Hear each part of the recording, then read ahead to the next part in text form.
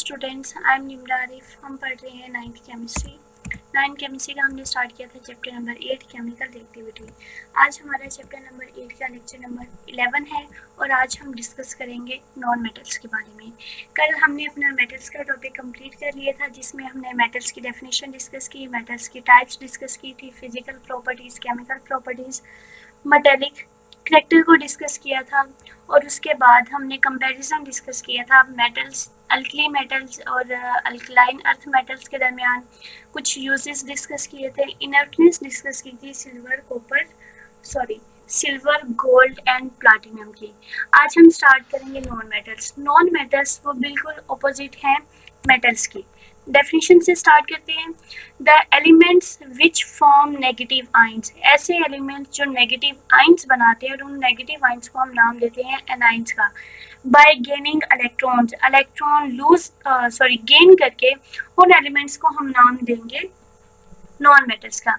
हमने मेटल्स की जब डेफिनेशन की थी, हमने मेटल्स में ये कहा था कि मेटल्स ऐसे एलिमेंट्स हैं जो इलेक्ट्रॉन लूज करते हैं और वो पॉजिटिव आइंस बनाते हैं। ठीक है, मेटल्स के बिल्कुल ऑपोजिट क्या है, नॉन मेटल्स है। नॉन मेटल्स ऐसे एलिमेंट्स हैं जो एनाइंस बनाते हैं, नेगेटिव आइंस बनाते हैं और वो कैसे बनाएंगे, इलेक्ट्रॉन गेन करने के बाद।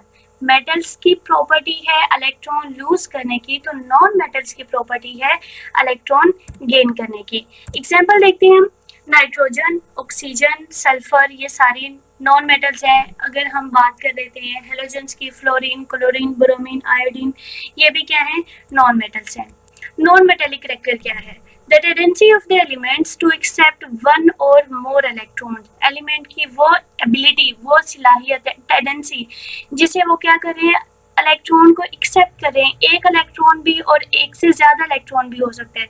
अब इलेक्ट्रॉन जब वो एक्सेप्ट करेंगे तो उनके ऊपर कौन सा चार्ज आएगा, नेगेटिव चार्ज आ जाएगा। ठीक है, इलेक्ट्रॉन एक्सेप्ट करे और नेगेटिव आइंस बनाए, इस प्रॉपर्टी को, इस एबिलिटी को हम नाम देते हैं नॉन मेटेलिक करैक्टर का। नॉन मेटेलिक करैक्टर डिपेंड करता है दो चीजों पर। Number 1 electron affinity and number 2 electron negativity of the atom. सबसे पहले हम देखते हैं कि इलेक्ट्रॉन अफिनिटी क्या है और इलेक्ट्रॉन नेगेटिविटी क्या है।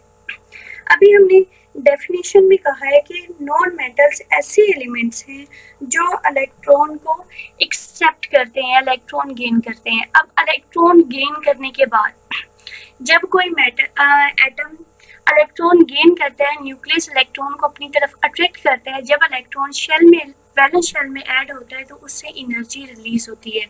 जितनी ज्यादा एनर्जी रिलीज होगी जो एनर्जी रिलीज हो रही है उस एनर्जी को हम नाम देते हैं इलेक्ट्रॉन अफिनिटी का। अब एनर्जी कितनी रिलीज होगी, जितनी न्यूक्लियस की उस इलेक्ट्रॉन पर अट्रैक्शन होगी। अगर तो न्यूक्लियस की अट्रैक्शन ज्यादा है तो एनर्जी भी ज्यादा रिलीज होगी। अगर न्यूक्लियस की अट्रैक्शन कम है तो उससे एनर्जी भी कम रिलीज होगी। ठीक है, तो वो एनर्जी रिलीज हो रही है उसको हम नाम दे रहे हैं इलेक्ट्रॉन अफिनिटी का। इलेक्ट्रोनेगेटिविटी क्या है, जब दो एलिमेंट्स आपस में रिएक्ट करते हैं, आपस में रिएक्ट करने के बाद वो बॉन्ड बनाते हैं। अब किसी भी एलिमेंट की उस बॉन्ड को अपनी तरफ अट्रैक्ट करने की जो एबिलिटी होगी, ठीक है, शेयर्ड पेयर ऑफ इलेक्ट्रॉन को अपनी तरफ अट्रैक्ट करने की जो एबिलिटी होगी उसको हम नाम देंगे इलेक्ट्रोनेगेटिविटी का। इलेक्ट्रॉन अफिनिटी और इलेक्ट्रोनेगेटिविटी दोनों डिपेंड करती है साइज ऑफ एटम पर। जब एटम का साइज स्मॉल होगा, एटम का साइज छोटा होगा तो उससे फोर्सेज ऑफ अट्रैक्शन ज़्यादा होंगी, और जब फोर्सेज ऑफ अट्रैक्शन ज़्यादा होंगी तो आने वाला जो इलेक्ट्रॉन है, ये शेयर्ड पेयर ऑफ इलेक्ट्रॉन है, उसके ऊपर अट्रैक्शन ज़्यादा होगी तो उससे एनर्जी ज़्यादा रिलीज होगी, जिससे हम कहेंगे इलेक्ट्रॉन अफिनिटी की वैल्यू ज़्यादा है। ठीक है, अगर साइज ऑफ एटम बड़ा है, लार्ज साइज एटम्स हैं, लार्ज साइज एटम होने की वजह से जो न्यू आने वाला इलेक्ट्रॉन है, जो एटम ने इलेक्ट्रॉन गेन करना है, उसके ऊपर अट्रैक्शन कम होगी। जब अट्रैक्शन कम होगी तो इलेक्ट्रॉन अफिनिटी की वैल्यू भी कम होगी। अब देखिए, small size atoms have high nuclear charge, ऐसे एटम्स जिनका साइज स्मॉल है, जब साइज स्मॉल है तो उनके ऊपर जो न्यूक्लियर चार्ज है वो क्या होगा, ज्यादा होगा। न्यूक्लियर चार्ज ज्यादा होने की वजह से आर इलेक्ट्रोनेगेटिव इन नेचर, वो नेचर में क्या होंगे, इलेक्ट्रोनेगेटिव होंगे। जब वो जितने ज्यादा इलेक्ट्रोनेगेटिव होंगे, they have high electron affinity, उनकी इलेक्ट्रॉन अफिनिटी वैल्यूज भी क्या होंगी, ज्यादा होंगी।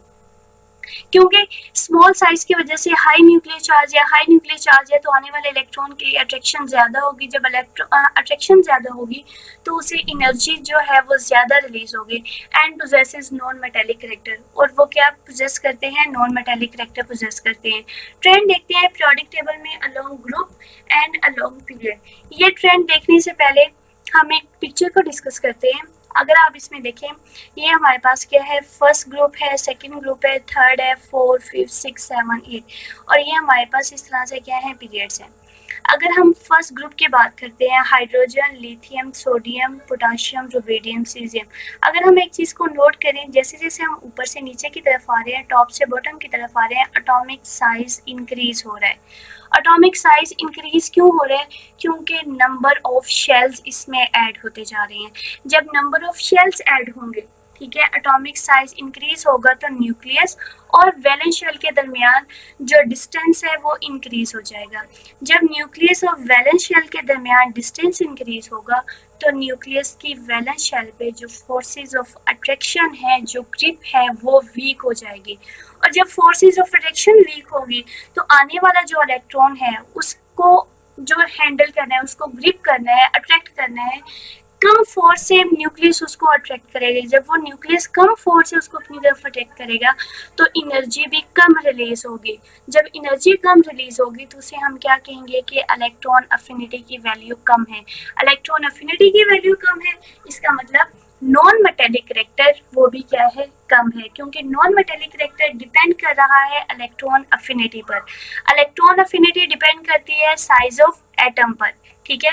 जैसे जैसे एटम का साइज बढ़ता जाएगा, एटम के साइज बड़े होने की वजह से न्यूक्लियर चार्ज जो है वो कम हो जाएगा, फोर्सेस ऑफ अट्रैक्शन कम होंगी। जब फोर्सेस ऑफ अट्रैक्शन कम होंगी, ठीक है, तो इलेक्ट्रॉन अफिनिटी की वैल्यू कम हो जाएगी। जब इलेक्ट्रॉन अफिनिटी की वैल्यू कम होगी तो उससे नॉन मेटेलिक करेक्टर भी डिक्रीज हो जाएगा।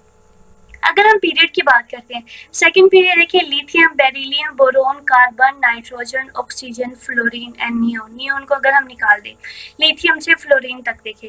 अब लिथियम से फ्लोरीन की तरफ जब हम देखते हैं तो यहाँ पे एटॉमिक साइज ग्रेजुअली डिक्रीज हो रहा है। एटॉमिक साइज डिक्रीज हो रहा है, यहाँ पे हमने डिस्कस किया था कि नंबर ऑफ शेल्स सेम रहते हैं, ठीक है। न्यूक्लियर चार्ज इंक्रीज होता है, न्यूक्लियर चार्ज इंक्रीज होगा तो उससे फोर्सेस ऑफ अट्रैक्शन बढ़ जाएंगे। जब फोर्सेस ऑफ अट्रैक्शन बढ़ेगी तो इलेक्ट्रॉन अफिनिटी की वैल्यू भी क्या होगी, ज़्यादा हो जाएगी। और जब इलेक्ट्रॉन अफिनिटी की वैल्यू ज़्यादा होगी तो उससे क्या होगा, नॉन मेटेलिक करेक्टर इंक्रीज हो जाएगा। यही बात हमने यहाँ पे डिस्कस करनी है अलोंग ग्रुप। सबसे पहले हम ग्रुप में देखते हैं, non metallic character decreases, non metallic character decrease हो रहा है ग्रुप में। Down the group due to increase in atomic size, क्योंकि एटॉमिक साइज जो है वो इंक्रीज हो रहा है। अगर हम पीरियड की बात करते हैं, non metallic character increases from left to right. Non metallic character increase करता है left to right due to decrease in atomic size, क्योंकि एटॉमिक साइज क्या हो रहा है, डिक्रीज हो रहा है। तो यहाँ पर जो बिल्कुल राइट साइड पे एलिमेंट्स हैं, जैसे नाइट्रोजन है, ऑक्सीजन है, फ्लोरीन है, सल्फर है, फास्फोरस है, क्लोरीन, ब्रोमीन, ये सारे हमारे पास क्या है, नॉन मेटल्स हैं। और ये वाले जो एलिमेंट्स हैं ये हमारे पास क्या है, मेटल्स हैं। और नॉन मेटल्स में भी देखिए, फ्लोरीन जो है वो सबसे ज़्यादा नॉन मेटल है, ठीक है। उसके बाद जो नॉन मेटेलिक करेक्टर कम है वो क्लोरीन में है, क्लोरीन से कम किस में है, ब्रोमीन में, ब्रोमीन से कम किस में है, आयोडीन में है। हमारे पास ये पीरियोडिक टेबल है, ठीक है। ये हमारे पास क्या है, ग्रुप्स हैं इस तरह से, और ये हमारे पास क्या है, पीरियड्स हैं। अगर आप देखें ऊपर से नीचे की तरफ अगर हम आते हैं, टॉप से बॉटम की तरफ आते हैं, तो एटॉमिक साइज इंक्रीज हो रहा है, ठीक है। एटॉमिक साइज क्या हो रहा है, इंक्रीज हो रहा है। फिर अगर हम लेफ्ट से राइट की तरफ जाते हैं, एटॉमिक साइज डिक्रीज होता है। एटॉमिक साइज डिक्रीज होगा तो उससे क्या होगा, नॉन मेटेलिक करेक्टर जो है वो इंक्रीज हो रहा है। नॉन मेटेलिक करेक्टर इंक्रीज हो रहा है। नॉन मेटल और मेटल्स बिल्कुल एक दूसरे के ऑपोजिट हैं। नॉन मेटेलिक करेक्टर इंक्रीज हो रहा है तो मेटेलिक करेक्टर क्या हो जाएगा, डिक्रीज हो जाएगा। इसका मतलब जो राइट साइड पे एलिमेंट्स हैं वो क्या है, नॉन मेटल्स हैं, और जो लेफ्ट साइड पे एलिमेंट्स हैं वो हमारे पास क्या है, मेटल्स हैं।